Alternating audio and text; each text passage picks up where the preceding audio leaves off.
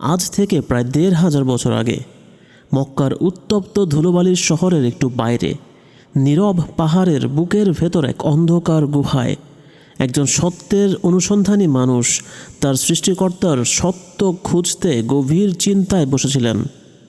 চারপাশ নিস্তব্ধ, শুধু হৃদয়ের ভেতর এক প্রশ্ন, এই পৃথিবী কি কখনো সত্যের আলো পাবে? মানুষ কি কখনো মুক্তির পথ খুঁজে পাবে?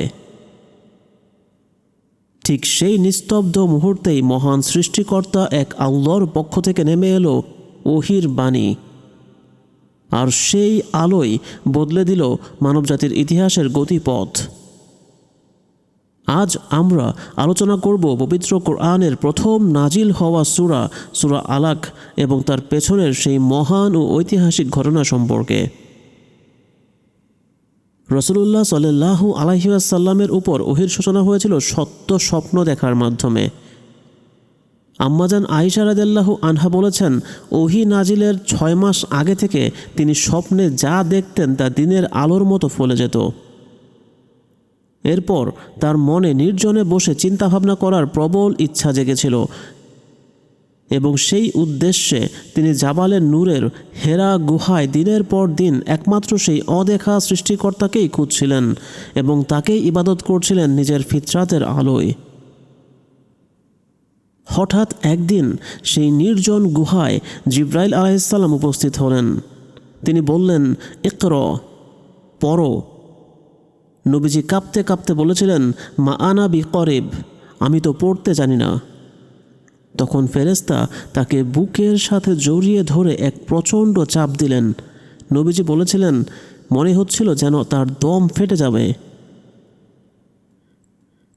৩ বার এমন করার পর নাজিল হয়েছিল সেই অমর বাণী, ইকরা বিসমি রব্বিকাল্লাযী খলাক, পড়ো তোমার সেই রবের নামে যিনি সৃষ্টি করেছেন।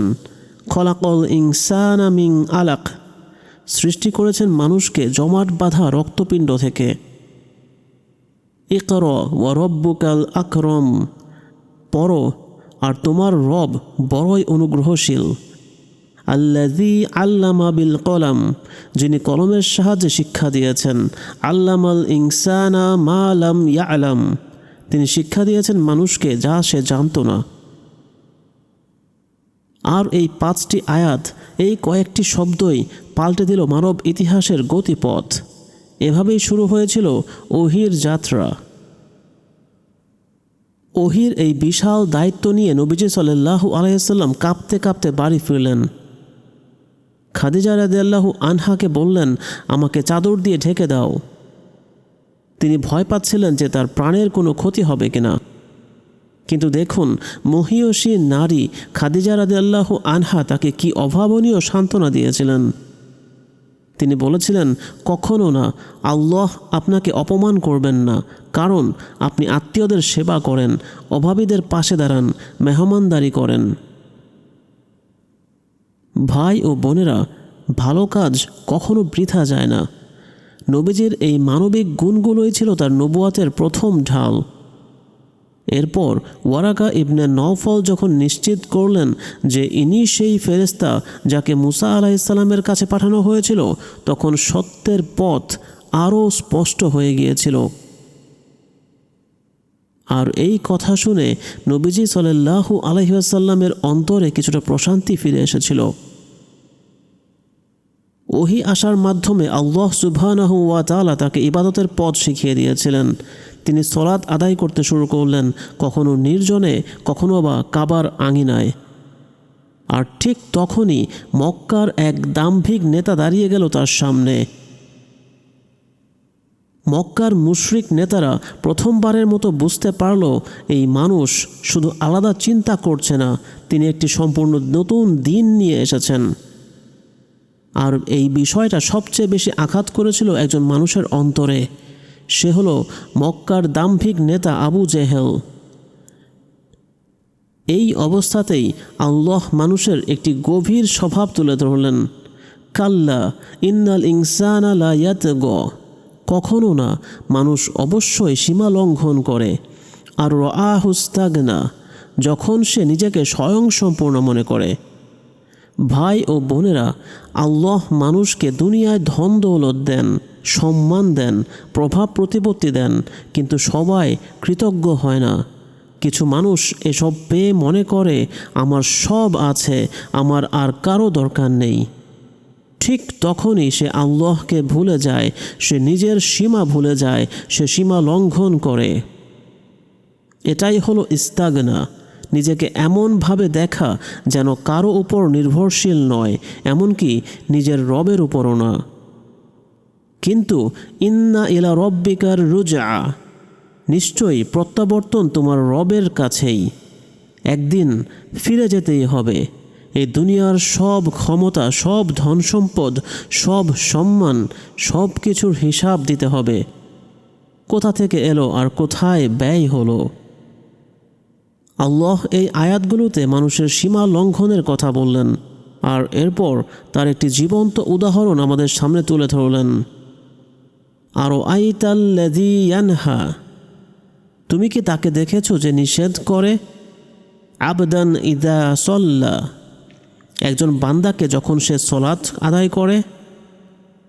নবীজি সাল্লাল্লাহু আলাইহি ওয়াসাল্লাম যখন সিজদায় যেতেন, কপাল মাটিতে রাখতেন, আবু জেহেল তা দেখে জ্বলে উঠত। সে কুরাইশদের সামনে দাঁড়িয়ে বলেছিল, এই মুহাম্মদ কি সত্যিই তোমাদের সামনে মাটিতে মাথা রাখে?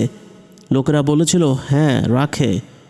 তখন সে বুক ফুলিয়ে ঘোষণা করেছিল, লাত ও উজ্জার কসম, আমি যদি তাকে এভাবে নামাজ পড়তে দেখি, আমি তার ঘাড়ে পা রাখব।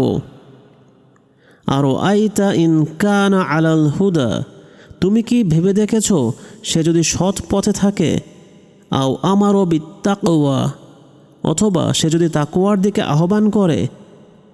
লক্ষ্য করুন, আবু জেহেলের এই হুমকি শুধু ব্যক্তিগত রাগ ছিল না, এটা ছিল আসলে তাওহীদের বিরুদ্ধে শিরকের চ্যালেঞ্জ, আল্লাহর ইবাদতের বিরুদ্ধে অহংকারের বিদ্রোহ।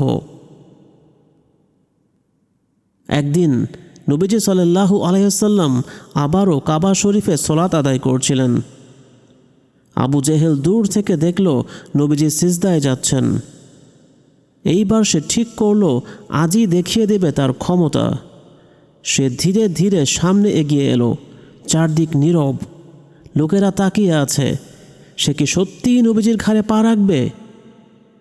কিন্তু হঠাৎ লোকেরা দেখে অবাক হয়ে গেল। আবু জেহেল থেমে গেল, তার মুখের রং পাল্টে গেল।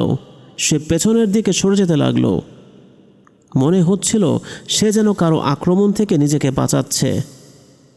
লোকেরা দৌড়ে এসে জিজ্ঞেস করলো, কি হলো তোমার? তুমি তো তাকে থামাতে গিয়েছিলে। আবু জেহেল কাপা গলায় বলল, আমার আর তার মাঝখানে আগুনে ভরা একটি পরিখা ছিল, ভয়ঙ্কর অবয়ব ছিল আর বিশাল ডানা ছিল। ভাই ও বোনেরা, এই দৃশ্যের মধ্য দিয়েই আল্লাহ আমাদের দেখিয়ে দিলেন, মানুষ যত বড় ক্ষমতাবানই হোক, যত বড় হুমকি দিক, যখন আল্লাহ তার বান্দাকে হেফাজত করেন, তখন কোনো শক্তি তার ক্ষতি করতে পারে না। নবীজি সাল্লাল্লাহু আলাইহি ওয়াসাল্লাম নিজেই বলেছেন, সে যদি আরেকটু সামনে এগিয়ে আসতো, ফেরেশতারা তাকে ছিঁড়ে টুকরো টুকরো করে ফেলত। তারপর আল্লাহ প্রশ্ন করলেন, আরো আইতা ইন কাযযাবা ওয়া তাওয়াল্লা, তোমার কি ধারণা যদি সে সত্যকে অস্বীকার করে আর মুখ ফিরিয়ে নেয়, তাহলে তার এই কাজ তোমার কাছে কেমন মনে হয়? সে কি সঠিক পথে, নাকি সে নিজেই বিদ্রোহ করছে? আলাম ইয়ালাম বিআন্নাল্লাহা ইয়ারা, সে কি জানে না আল্লাহ সব দেখছেন? প্রতিটি দৃষ্টি, প্রতিটি পদক্ষেপ, প্রতিটি উদ্দেশ্য, কিছুই লুকানো নেই।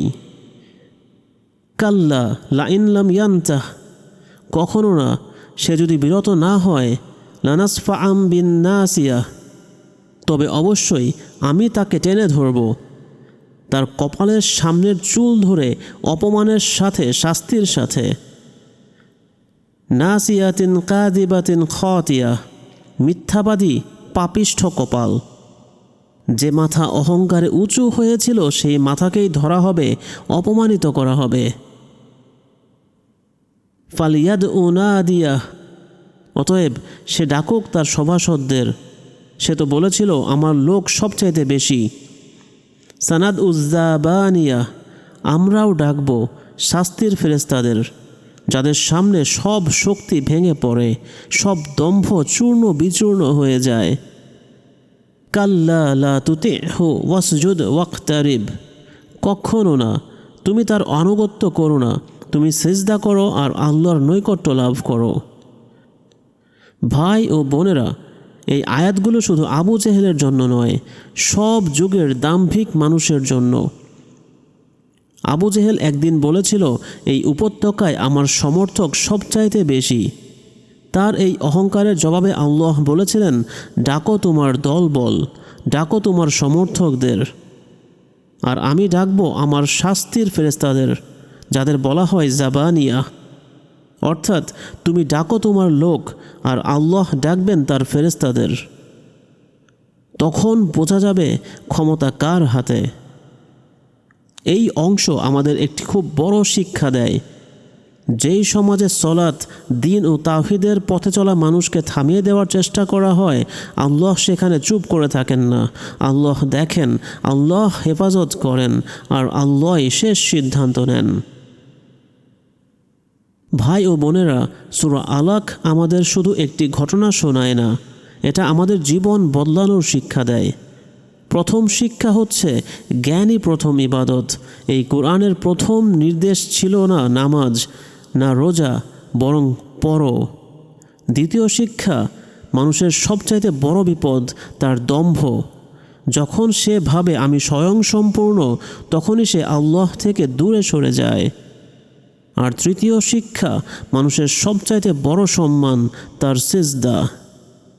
এই সূরা শুরু হয়েছিল পড়ো, আর শেষ হলো ওয়াসজুদ ওয়াক্তারিব, সিজদা করো এবং আল্লাহর নৈকট্য লাভ করো। জ্ঞান আর বিনয়। আল্লাহ তাআলা আমাদের সবাইকে এই সূরার শিক্ষা অনুযায়ী জীবন গড়ার তৌফিক দিন, আর আমাদেরকে তার নিকটবর্তী বান্দাদের অন্তর্ভুক্ত করে দিন। আমিন। বারাকাল্লাহু লি ওয়া লাকুম ফিল কুরআনিল হাকিম ওয়া নাফা'নি ওয়া ইয়্যাকুম বিমা ফীহি মিনাল আয়াতি ওয়া যিকরিল হাকিম। আসসালামু আলাইকুম ওয়া রাহমাতুল্লাহি ওয়া বারাকাতুহু।